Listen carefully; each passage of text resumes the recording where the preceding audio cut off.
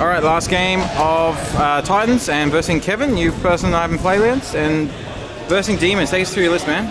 Go through a list? Okay. Horrors, Iridescent Cat, whatever the Sergeant upgrade is for them.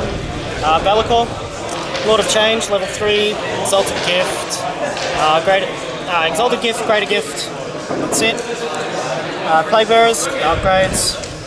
Cultists, upgrades. Sorcerer, Terminator Armor, level 2, and Spell Familiar. 15 Seekers of Slaanesh, and 9 Screamers of Zench. And some Demonettes in reserve. And 20 Demonettes in the box. Excellent. And a Helldrake, of course. And a Helldrake. Look at that beauty. Alright, so I've just deployed. There's a line. I've got my little Gans and Morlocks in reserve. Alright. Alright, so new person and new model. I haven't actually versed someone playing Bellicor, and that's literally what I wanted to do. I said, alright, I don't care, about this matchup process. I just want to verse Bellicor. You're okay with that? Yeah? Cool. Alright. And so that's how we picked it. As it turned out, this particular type of demon list isn't actually the best to play with Tyranids. So if you're doing a matchup thing and they've got Bellicor, maybe Tyranids isn't the best to actually match up with that. It's not like a flying circus, and it's not like a the beast. What's it called? The hounds charging forward or anything like that. It's a very balanced, but it's very psychic heavy list. And Bellicor, because he knows all the telepathy ones, he can make your leadership 6 gaunts run off the board instantly. He doesn't care if you're fearless. Yeah, you're running. Bye. With Terrify, in case you're not following along at home.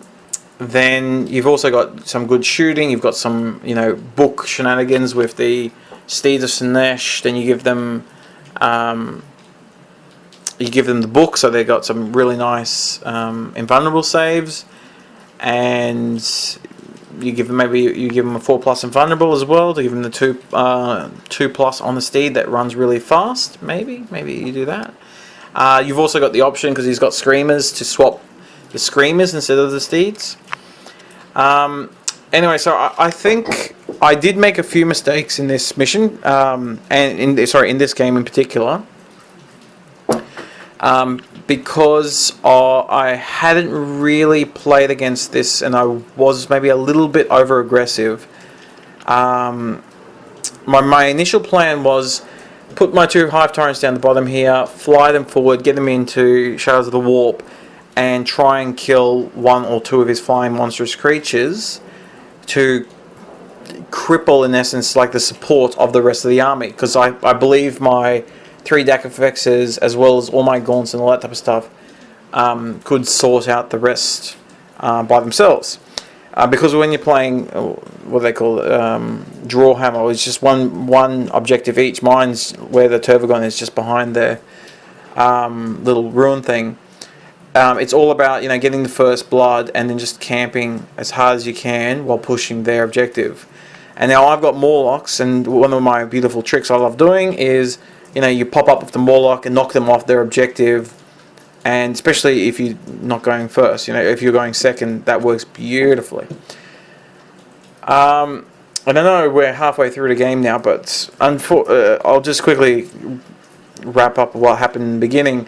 Unfortunately, he sees the initiative on me, and so he got first turn. He did a bit of damage, which included him puppet mastering one of my Hive Tyrants to shoot at my other Hive Tyrant, which I then promptly failed 3 of my saves.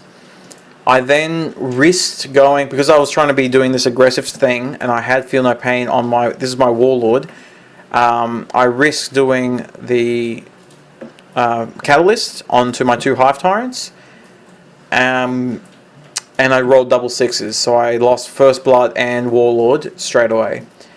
In hindsight, I realised what I should have done was, in deployment, move both my Hive Tyrants behind the Bastion or somewhere there, and just camp the crap out of my objective. So I should have done that. barring that, I should have turned, not cast any spells, turned and flown and then run and hid like a little bastard behind my Bastion and just dragged him in and just did one big hit. I should have done all those things. I didn't. Turn 2. I fly up. I get a couple of wounds on this thing, on his not stuff change guy, but the Zench guy. And then he on this turn he just vector strikes and kills that guy and just goes, yeah, whatever. Too aggressive. With Zench powers, they ignore Shadows of the Warp in essence.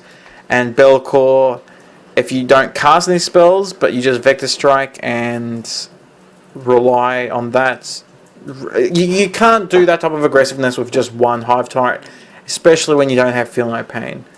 So as soon as that Feel No Pain failed, I lost all that. I should have just been ultra defensive. However, I thought I'd kind of lost it already, because in this type of mission, if you get First Blood and Warlord off you in turn 1, it's very hard to lose from that. I'm sure everyone who's played this mission knows that, First Blood is almost what gives you the game. Getting a line breaker maybe gets you that draw back. And so with Morlocks, I was trying to do some tricky stuff there. I got some good hits with my Morlocks. I'm doing some shots. I found out with my Daka Fexes that shooting the front of a Helldrake does not kill a Helldrake. Shooting the back does, because you're rolling the 6s and then you only need 4s to glance and pan all that. But shooting the front, where you need 6s to hits with rerolls and then 6s to glance, that does not a Helldrake dead make. There we go. There's some pop-up guys. That was my captain from Melbourne. Apparently that's what they like doing. Anyway, at the end of this game, I realized something else that I probably should have done was I hit and run out with my Morlock. I went to contest the thing because I thought we were running out of time, and I almost wanted to get a cheesy win, but in the end I didn't really. I wanted to have a fun game, so what I could have done was dig with my Morlock, and then on my turn 5 pop up. It would have contested his, and then run, and then contested his objective, and I was holding my objective with every ounce of my being. I just kept on spawning, just going, nah, you can't get rid of all my gaunts and my Turvagon and all that. So I had mine. I could have contested his, but in the end, it didn't make a difference what my result was, because my team, I think we got 2 wins and 1 loss. So if I won or if I lost, it made no difference to the results for our team. So I just said, no, stuff that. I'll just charge in and see if he survives against the Plague Bearers, kind of for science. And he did, but we did one more turn. The monstrous creature charges in and kills my Morlock.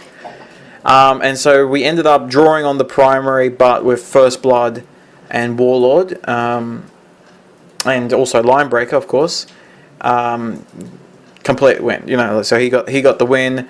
I didn't lose as many models as you can imagine, because I still got, I think, 4 points out of the 20, because I did kill a number of his models. So overall, somehow, I'm not sure how, but we came third. And I was very, very surprised and very, very happy with that result, because I was there to go and have a whole bunch of fun.